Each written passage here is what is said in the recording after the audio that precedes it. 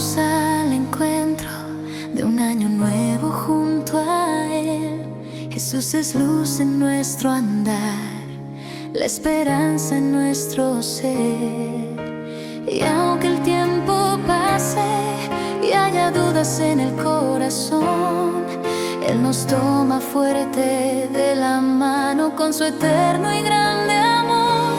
Caminando con Jesús hay paz, amor y felicidad.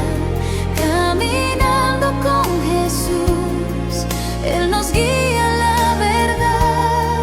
Cada paso es un regalo, cada sueño es bendición.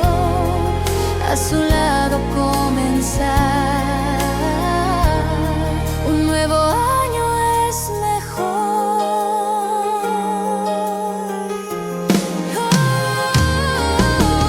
Cuando el mundo calla y la noche intente hacernos caer, Jesús viene, calma el mar, su voz nos vuelve a encender. Si el miedo se acerca, Él nos cubre con protección. Nunca estamos solos, Él es fiel en toda situación.